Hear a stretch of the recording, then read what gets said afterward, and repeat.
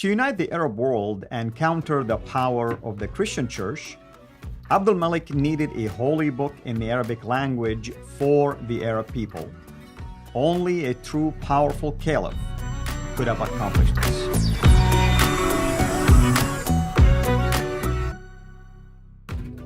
Today we're going to take a closer look at what did Abd al Malik actually do. And with me here to discuss this is our dear brother, Dr. J. Smith.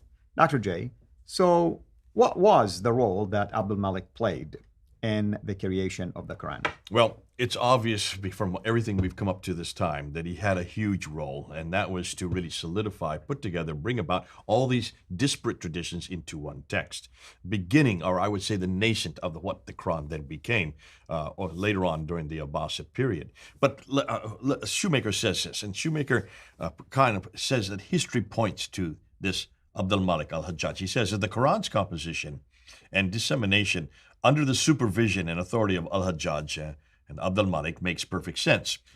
He continues, their production and distribution of the Quran at the turn of the 8th century matches perfectly with the Quran's first appearance in the historical record only at this rather late date. And he's talking about the manuscript record. We're going to get to the manuscripts in future episodes. The manuscripts start to appear at this time as well. Right. The fact that there is no 7th century, right? There is no 7th century manuscript. And what is in the 7th century is not Quranic. It's pre-Quranic. It's all material that's Christian and Jewish and Ethiopic and other strands. But what we know that are uniquely from this book, even the reference points, even the way that it's put, even the stylization, even the sentence structures are starting to appear only in the 8th century, about the time of the Malik. You have the Dome of the Rock. That is not the same as what you see here. The inscriptions that are there, the coins, they are not what you see here. That you only see from the manuscripts evidence. That's yet to come.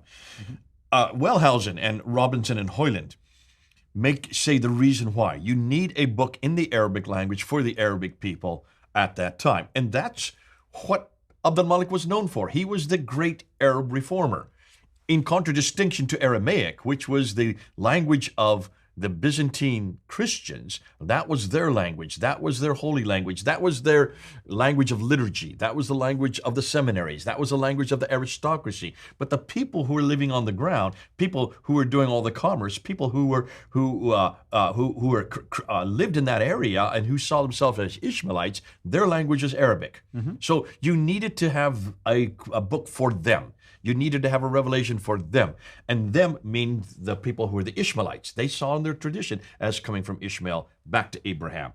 So that's why it's important that you have this book. And so this is Wellhausen, Robinson, and Hoyland are all saying this. And they say this, Abd al Malik's move to thoroughly Arabicize both the state and the religion, conducting their official affairs solely in Arabic, while in the religious sphere a new and profound emphasis centered on a distinctively Islamic monotheism. It wasn't called Islamic then.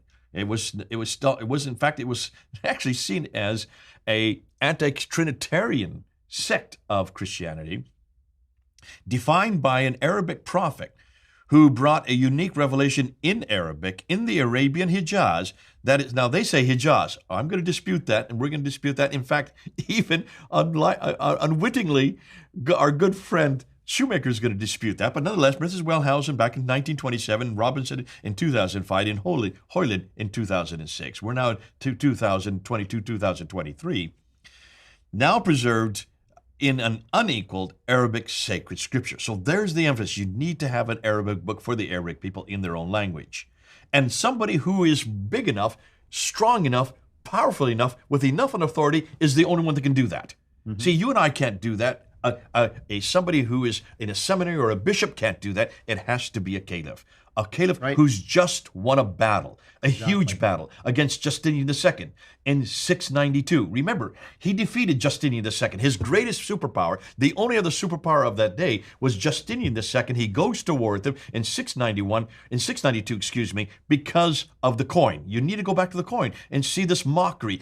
He takes off the crosses of Heraclius and his two sons, and he destroys the Byzantine cross on the back of the coin to give money to him. Of course, Justinian II is incensed by this. He goes to war against Abd al Malik. Abd al Malik fights him, defeats him, introduces a brand new coin with himself holding a sword and the Shahada there, and he's thumbing his nose saying, I am the new leader. I am the one on the ground, and everything on my coin is in Arabic. Right. There's that Arabic Reformation. He's bringing in Arabic now. Now that he's done that with the coins, now you can see why he then needs to have a scripture. He needs to have a scripture in Arabic. That's why it's so important. So look and see what they say. And this is Shoemaker saying this. Great Shoemaker. He brings it all together.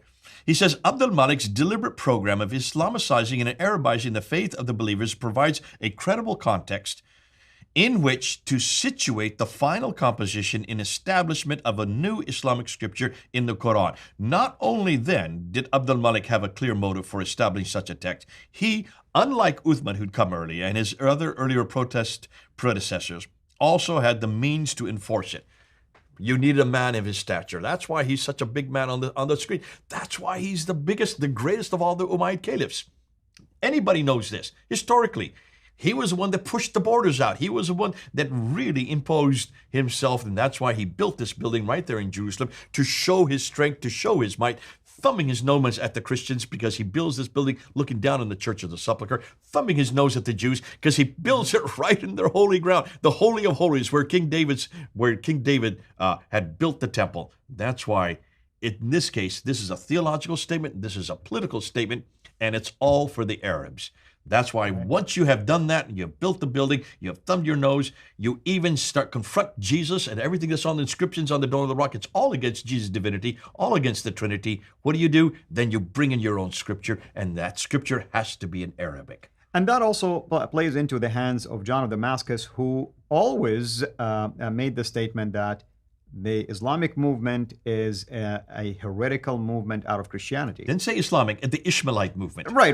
I'm using that just casually, but what I'm saying... Make sure you get it right, because people think, so he was Islamic. He wasn't attacking Islam. Okay, well, we'll argue over that. All I'm saying is he always claimed that it is a heretical movement, which shows because he is a monotheistic, he wasn't a Trinitarian in his views. That's why John of Damascus would make statements like this. Absolutely. And interesting, did you bring that up? The fact that he says it's heretical means it has something Christian to do with it. That's right. You can't be heretical unless you're Christian to begin with. I would suggest that Abd al Malik always saw himself as a Christian, but as a true Christian, because he did not elevate Jesus to the status of divinity. What is the number one rule that all Muslims throw against us? How dare you take a man and commit shirk? Shirk is the most unforgivable sin. So they agree with Abd al Malik and his stance. Abd al Malik was one that introduced that idea. That's right. Shirk was really a creation of Abd al Malik. And of course, the Dome of the Rock inscription talks about that. It's all against shirk. It's all against elevating and saying that this has nothing to do with God. He is not God. He is not. There's no such thing as Trinity. He's not even the Son of God.